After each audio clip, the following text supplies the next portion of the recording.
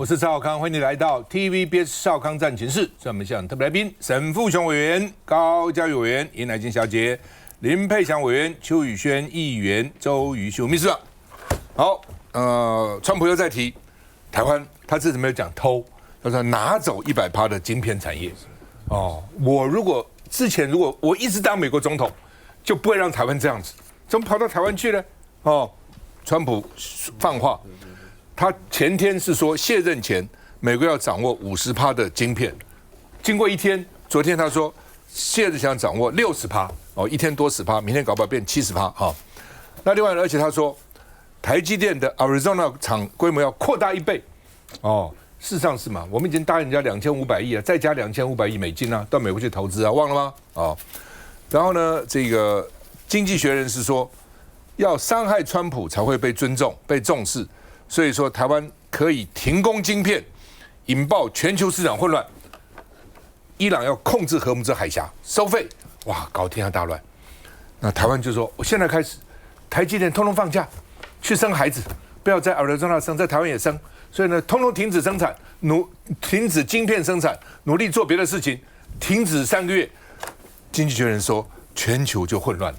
哦，哇，吓死了啊！哦，那另外呢，川普昨天去参加老罗斯福不是路，老罗斯福的图书馆，我们台湾有条罗斯福路了哈。他说，当时就是老罗斯福，当时要建这个巴拿马运河，所以现在哦不能够让大陆接管哦，所以呢，他说这句话原来幕僚给我准备稿子没有，我是临时加进来的哦。他说1914年的时候，由老罗斯福路主导这条巴拿马运河，所以老罗斯福是我长久以来敬重的人啊。哦，他说呢，这个如果这个运河的权利移交给中国大陆是愚蠢至极啊。哦，那另外呢，美中这个对抗，美国又胜一局，因为利马法院裁定中资的前凯港要受秘鲁政府监管哦。前凯港在秘鲁太平洋的港口，那今年秘鲁法院推翻今年1月的裁决，说认定秘鲁政府可以进行监管，哦，是华府的一项胜利，有助于美国遏制北京在南美洲的影响力哦。那另外呢，好，我们先看这个。There's no president ever charged tariffs, and Taiwan literally took 100% of the business almost, mostly Taiwan, but South Korea a little bit, but mostly Taiwan.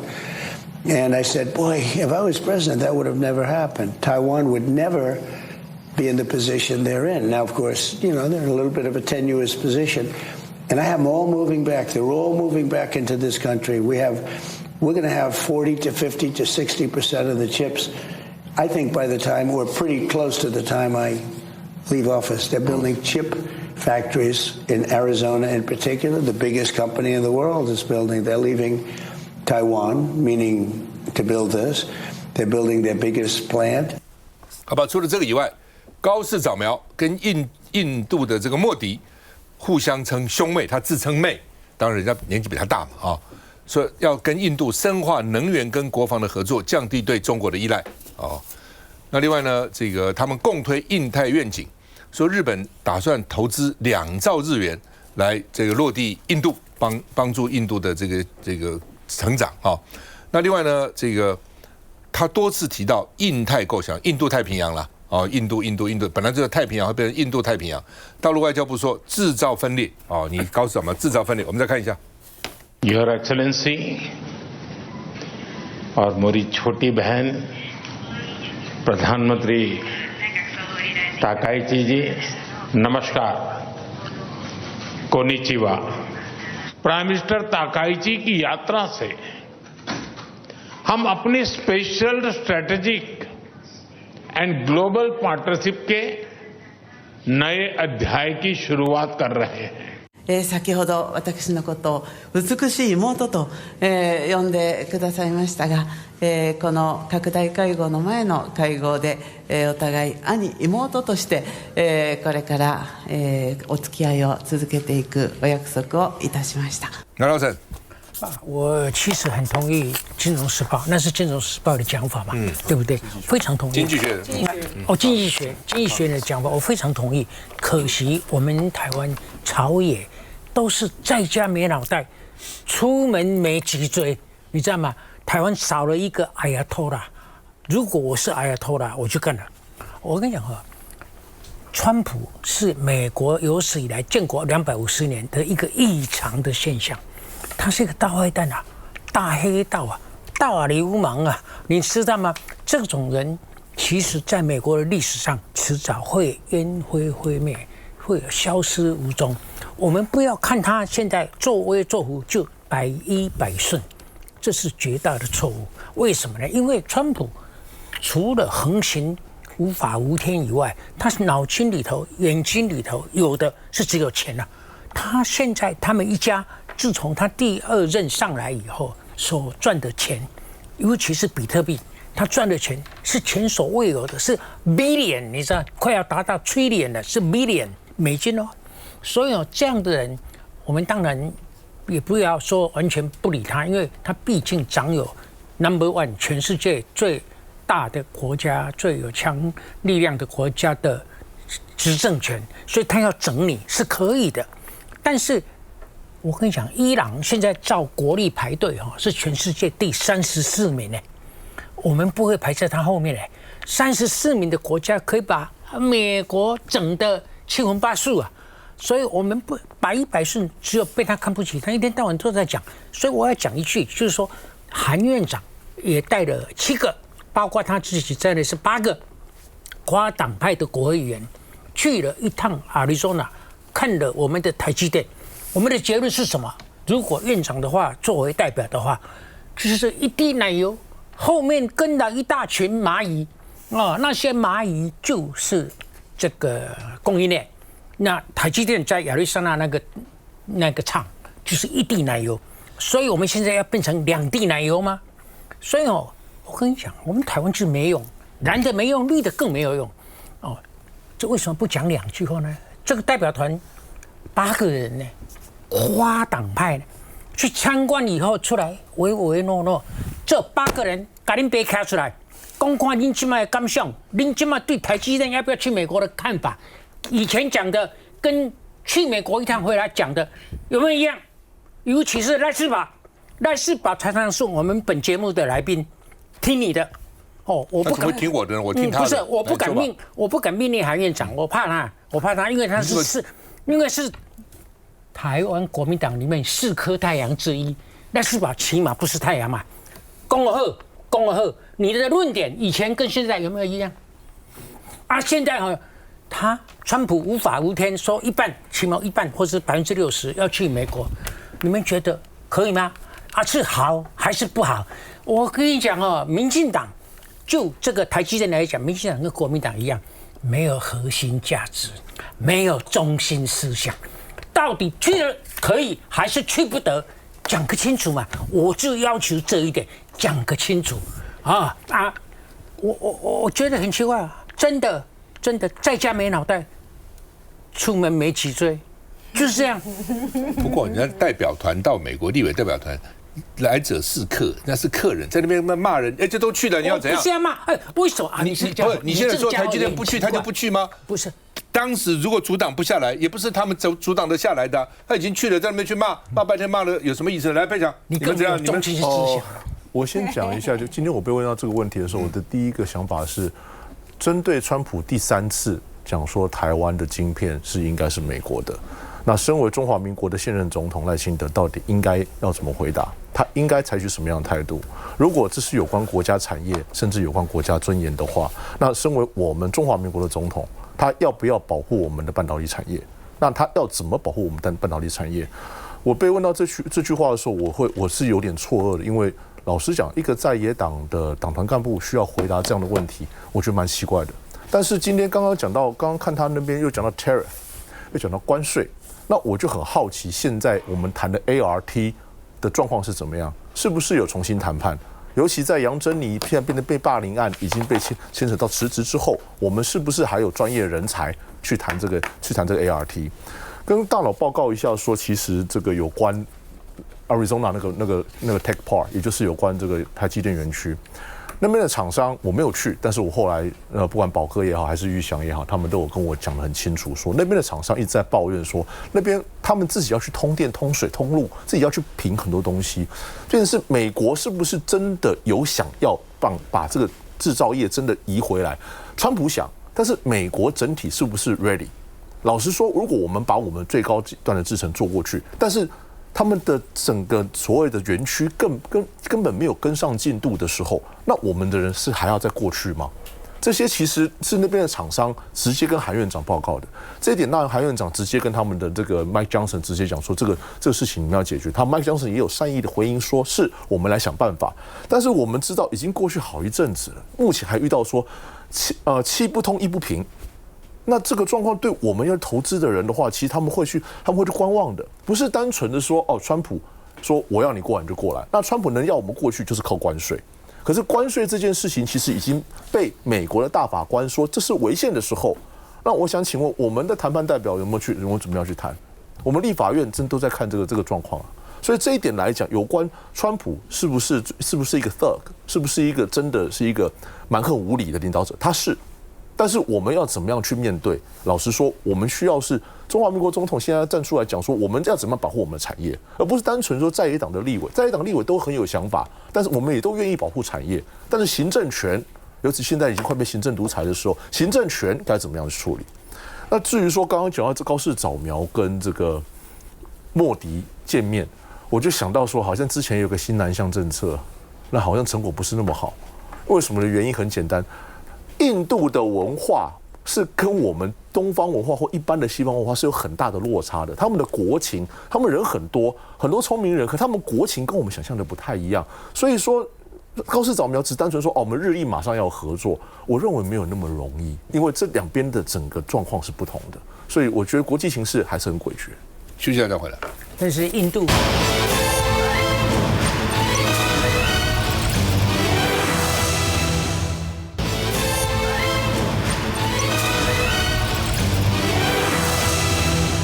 好，北京中共在7月1号开始执行中国民族团结法。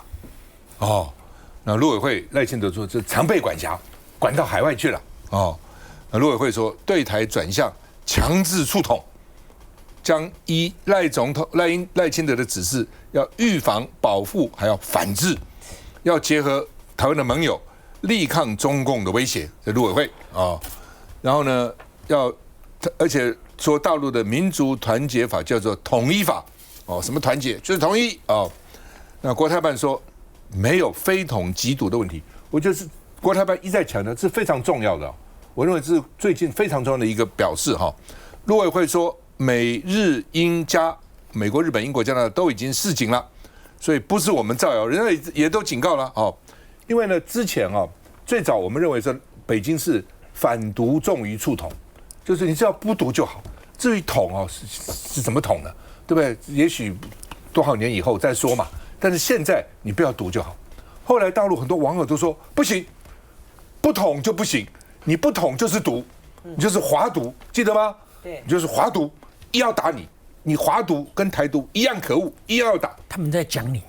你不要管我吧，听我讲吧。然后呢，最近突然变了，说没有非统即独的问题。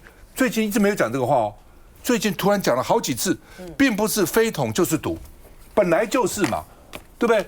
你为什么以前叫非统不统就是独？为什么要这样讲呢？不统怎么跟独呢？独跟不统差很远嘛。统独这个可能现在暂时不统，对不对？维持现状，怎么会维持现状就是独呢？你把台湾2300万，你们2000万都打成独了嘛？他现在突然国台办一再强调说乱讲。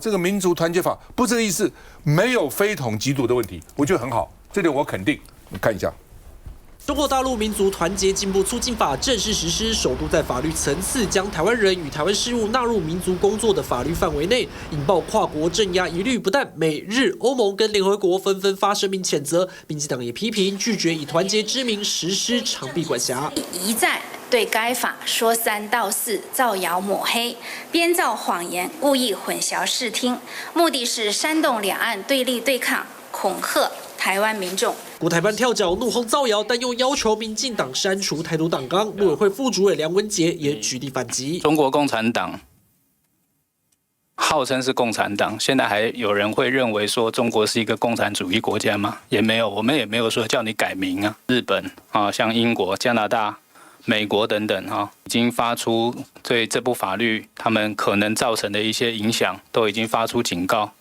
那这个绝对不是我们在造谣抹黑。陆委会民进党质疑法律太过主观，恐造成模糊入罪或非统缉毒。为防止跨境镇压，行政院长卓荣泰宣布将成立跨机关的平台应对。依照总统所指示，针对反制中国跨境镇压，成立行政院层级的跨境镇压跨机关协处平台，整合内政部、法务部、陆委会等机关的跨部会力量。只要牵涉到相关的国安法制，不管你要修法还是要立法，进到立法院，你不要说通过，甚至连要进行审查都很困难。这话讲得很酸，暗指蓝白又可能阻挡，但要如何实际的反制民族团结法，也还是问号。杨乃金，这个大家如果说去看了哈这个民族团结促进法的话呢，这个根本跟民进党讲的什么统一法一点关联都没有哈。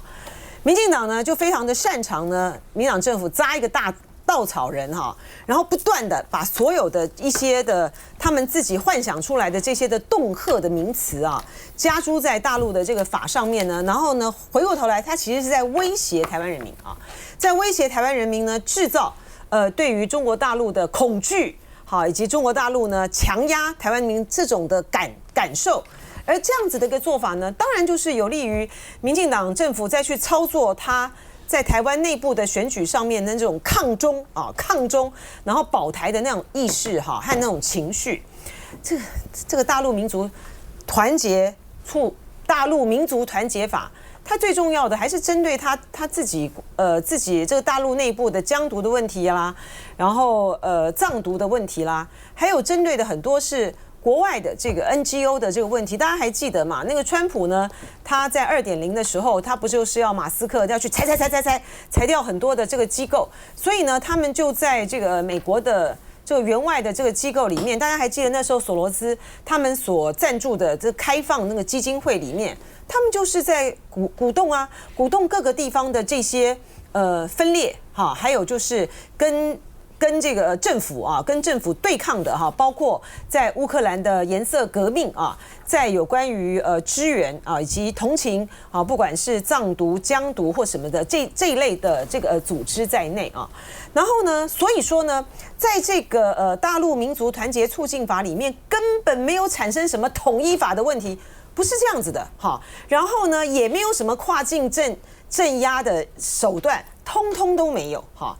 然后呢，这个民进党呢讲说什么哇，可以长臂管辖啦哈。然后如果说我们在台湾好像主张什么言论自由啊、宗教自由，通通在他的这个规范的范围之内哦。就是说，因为大陆它在这个民族团结促进法里面当然是很强调大陆的这个党的指挥嘛哈，然后呢，可是呢，他并没有跨境到说你在台湾不能够有这个宗教自由，根本就是胡扯，就是民进党这边胡扯，就是完全是两回事啊。